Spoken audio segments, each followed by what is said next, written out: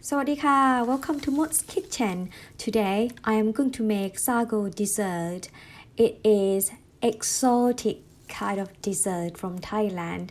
So you might be wondering what sago is. Sago are these little balls in these little bowls. So they are from a tree. Yes, they are from a tree. I'll leave a link underneath the video about this sago so then you can learn a little more about this.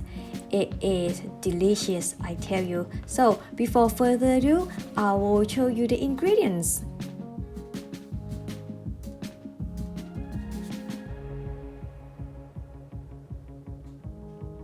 Okay, so let's get started. I'm going to boil the water now, and while we are waiting for the water to boil, I am just going to prepare the rest of the ingredients.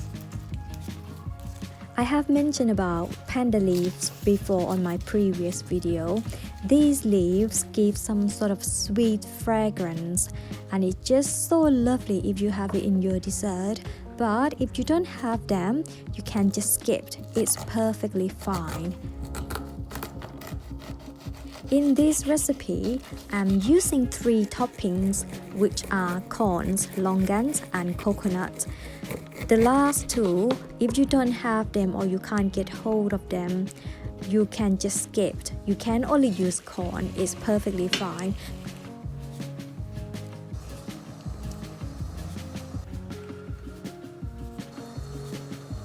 Normally we use fresh coconut and we put it in later on, the very last ingredient I would say, but for this time I use dry coconut. I need to put it straight away in boiling water just to rehydrate it. When you add sago in, you will have to stir it straight away. You cannot just watch it because it's going to turn to lumps and you don't want that. Also, you have to add sago in little by little and keep stirring it just to avoid having sort of lumps from the sago. This is the texture that we are looking for. If you don't stir it, it's going to be a nightmare because it's difficult to control. After we stir in the sago for a few minutes, I'm adding some corns in now.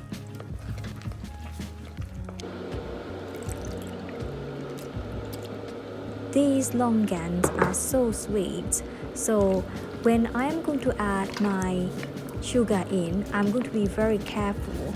I'm going to just add 1 tablespoon at the time, and then I'm going to have a little test and see if I like the sweetness or not. So it's better to have it under sweet, so then you can add a little bit more rather than having it too sweet. My sago is ready, but the sweetness is not quite right yet. I'm turning the heat off and then I'm adding 1 more tablespoon of the sugar in, stirring, and then I'm going to put this aside. Next step, I'm going to make my salted coconut milk. So the sago is sweet, coconut milk has to be a little bit salty.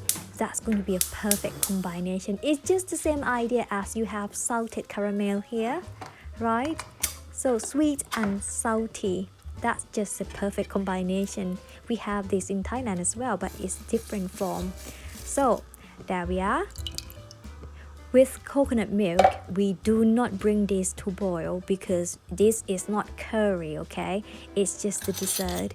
We just heat it up and make sure that salt is dissolved with the coconut milk, and that is it. It's ready to serve.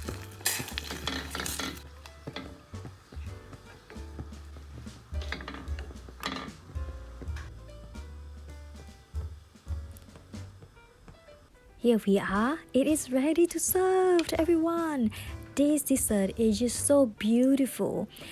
The sago itself has some sort of sweetness from the sugar that we added in, but not just that. The texture, the layer of the flavors is just so beautiful. The sweetness from the longan, the nutty and sweetness as well from the corn, and also the nice and soft coconut.